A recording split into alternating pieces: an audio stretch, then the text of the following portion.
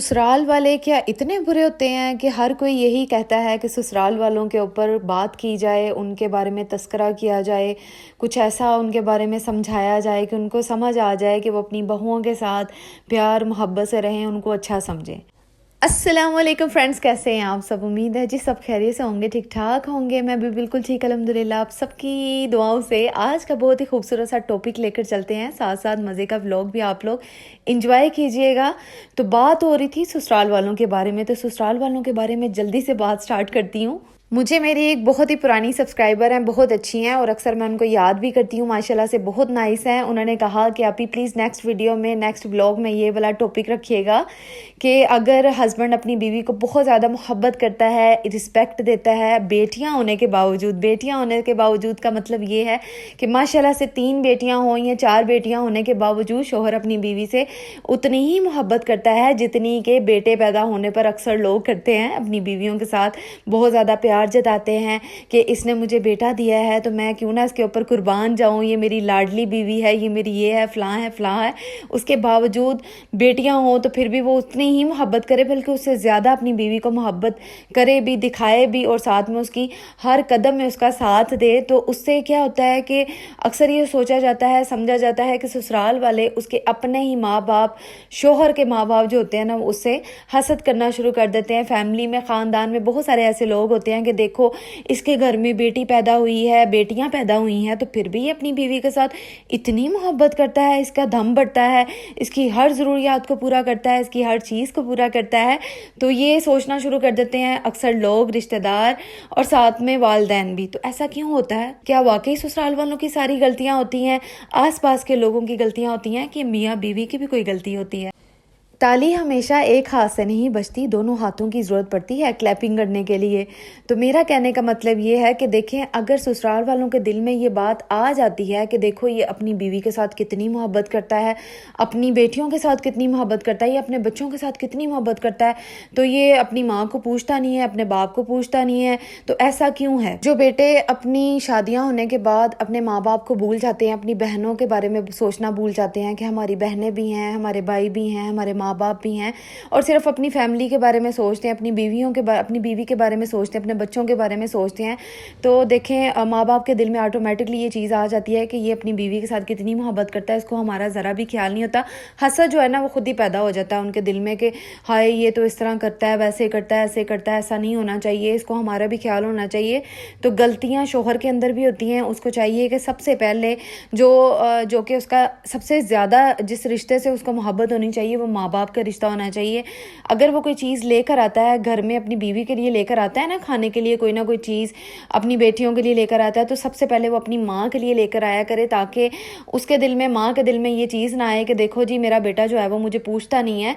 या अपने बाप के लिए लेकर आए कि जिसने उसको चलना सिखाया, बोलना सिखाया, उसको पीछे छोड़ के वो अपनी बीवी के बारे में अगर सबसे पहले जाकर उसको पूछेगा तो माँ बाप ज़रूर इसके जो है ना उसके बारे में अपने दिल में ये ख्यालात पैदा कर लेंगे कि ये अपनी बीवी को ही पूछता है या अपनी बीवी से ज़्यादा मोहब्बत करता है। तो मौका तो हम लोग खुद देते हैं, और बहुओं को भी चाहिए, उनको सिर्फ ये गिला नहीं होना चाहिए कि ससुराल वाले इस तरह क्यों करते हैं, उसके साथ सलूक ऐसा क्यों करते हैं। बहू को भी चाहिए कि वो अपने शोहर को बल्कि खुद कहा करे कि देखें आपके ऊपर सबसे पहला हक आपके माँ बाप का है।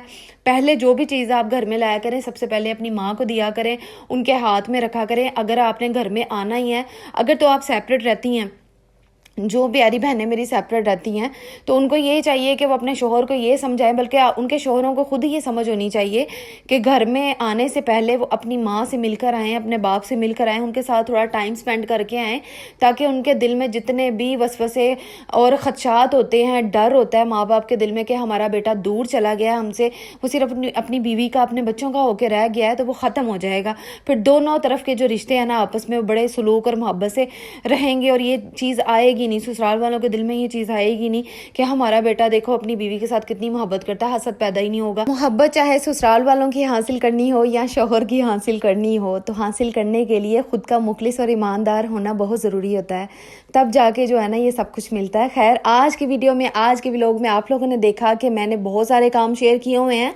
अभी तो रुके ज़रा, अभी तो आपने पीछे ये देखा है ना कि मैंने कपड़े वगैरह जो है वो रूटीन वाइज जो मैंने उतारे हैं उनको मैंने सेट करके रखना था, और सबसे पहले आप लोगों ने आइसक्रीम का क्लिप देखा, जो कि मेरी प्यारी प्यारी जो शहजादियाँ हैं ना, उन्होंने एक दिन पहले मुझे फरमाइश की हुई थी मामा आइसक्रीम बना दें। और अब मैं मोहम्मद इब्राहिम के कपड़े सारे निकाल रही थी विंटर के, जो कि मुझे आप लोगों ने रिक्वेस्ट की थी बहुत ज़्यादा कि आप ही जल्दी से मोहम्मद इब्राहिम के विंटर की शॉपिंग दिखा दें।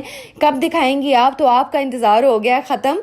तो बस आज के दिन मैंने सोचा कि आप लोगों के साथ सारी रूटीन में यही कुछ शेयर करती हूँ। अच्छा, ये स्टार्टिंग वाले जो 3 ड्रेस आप लोग देख रहे हैं ना, ये मैंने जब बाजार गई थी ना भगवानपुरे वाली साइड में, ये वहाँ पे अपने हस्बैंड के साथ जाके मैंने परचेज़ किया। तो ये मेरी अपनी चॉइस है, बल्कि उनकी भी चॉइस है, और हम दोनों की पसंद ना मिलती जुलती है। तो माशाल्लाह से तीनों ड्रेस बड़े प्यारे थे, जो कि मैंने आपको बताया था कि मैं जल्दी आपको अनपैक करके दिखाऊंगी।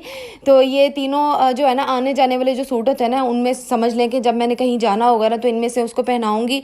उसके बाद कुछ ऑनलाइन शॉपिंग की हुई थी, जो कि मेरे हस्बैंड ने खुद ही ऑर्डर किया हुआ था और खुद ही जो है ना पार्सल आ गए थे, और आज वो भी आप लोगों के साथ शेयर करूंगी। हैंगर में मैंने डाल लिए थे प्यारे प्यारे क्यूट क्यूट हैंगर्स, जो आप लोग देख रहे थे अभी पीछे, वो सारा ने तैयार किए थे। और स्काई वाले जो हैंगर्स है ना, वो सारा ने खुद बनाए थे जब मोहम्मद इब्राहिम पैदा हुए थे, इस दुनिया में आए थे माशाल्लाह से, अल्हम्दुलिल्लाह। अच्छा, ये कैप जो मैं आप लोगों को दिखा रही हूँ ना, ये भी मेरे हस्बैंड ने ऑर्डर की थी और ऑनलाइन ही इसको मंगवाया है। ये भी बड़ा अच्छा स्टफ मुझे लगा, कलर भी बड़ा प्यारा और डिसेंट सा था। चलें अब बाकी के ड्रेस आप लोगों को दिखाती हूँ। ये कैजुअल रूटीन में घर में पहनने के लिए मैंने मंगवाए हैं, और बहुत प्यारे कलर ये मुझे लगे थे। सारे स्टफ बहुत अच्छे हैं, और माशाल्लाह से हर कलर ही बड़ा प्यारा मोहम्मद इब्राहिम पे लगता है। और अल्लाह ताला आपके बच्चों को भी सलामत रखे, अल्लाह ताला आपके रिस्क में, आपकी नेमतों में बहुत ज़्यादा इजाफा करे। जिस जिस की ज़रूरत है अल्लाह ताला उसकी ज़रूरियात को पूरा करे, आमीन। जब आपके दिल में कोई ख्वाहिश हो ना किसी चीज़ को पाने के लिए, तो उस ख्वाहिश को आप अपने अल्लाह के आगे जाहिर किया करें, अल्लाह ताला से मांगा करें, अल्लाह ताला के आगे गिड़गिड़ा के मांगा करें। बिल्कुल भी शर्म नहीं आती अल्लाह ताला के आगे जब हम गिड़गिड़ा के मांगते हैं, तो उसे अपने बंदे पे बहुत ज़्यादा प्यार आता है, और फिर वो अपने बंदे को कभी भी मायूस नहीं करता।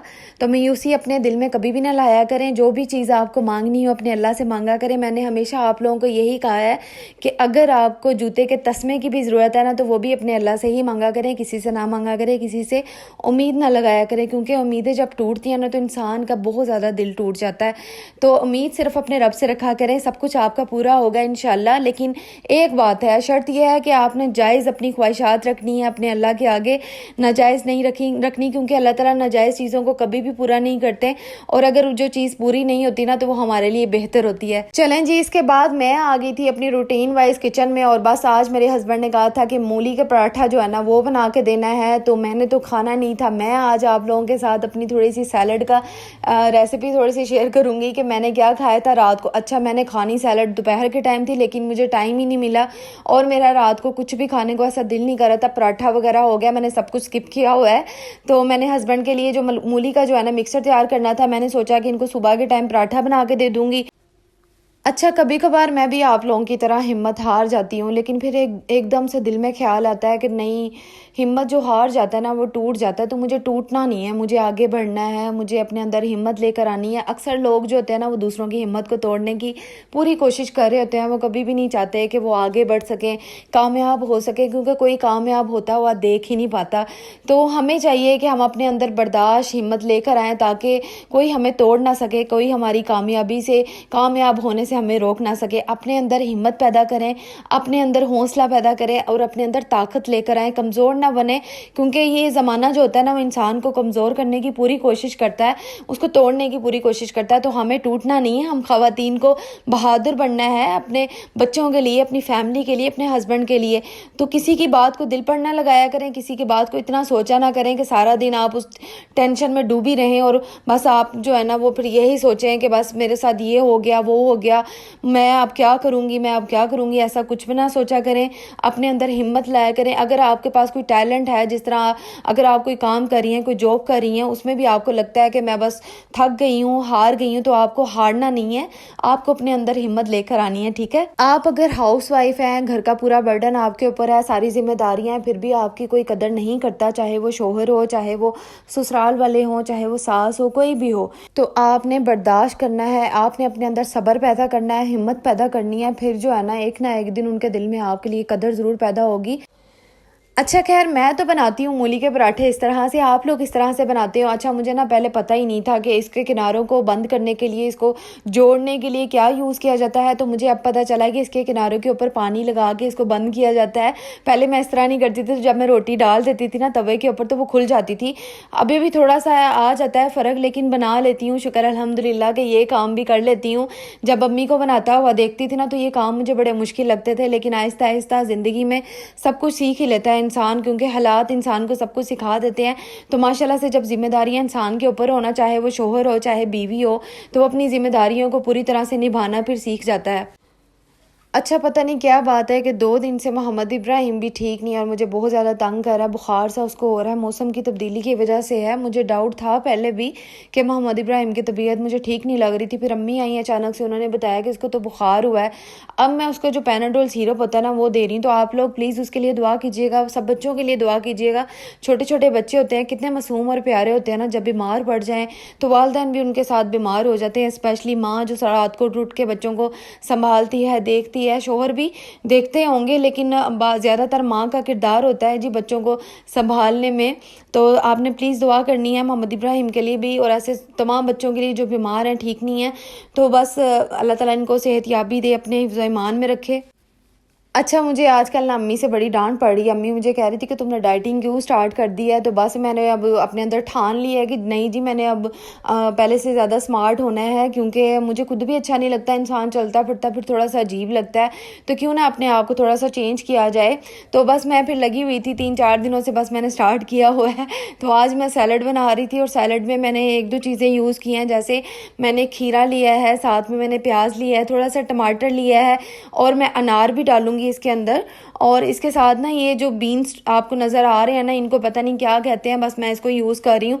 और पहले नहीं मैं खाती थी, मैंने ला के ना ये काफ़ी देर से रखे हुए थे, लेकिन मैंने खाने अब स्टार्ट किए हैं। तो अच्छा खैर इस तरह से मैंने मज़ेदार सी जो है ना सैलड तैयार कर ली थी, बस इसको मैंने रात को खा लिया था। और आज का व्लॉग होपफुली आपको ज़रूर पसंद आया होगा। न्यू सब्सक्राइबर के लिए थैंक यू सो मच कि आप लोगों ने सब्सक्राइब किया। वीडियो को लाइक भी कर दिया करें और साथ में कमेंट करके लाजमी बताया करें। अपना बहुत सारा ख्याल रखिएगा, दुआओं में याद रखिएगा। अल्लाह हाफिज़।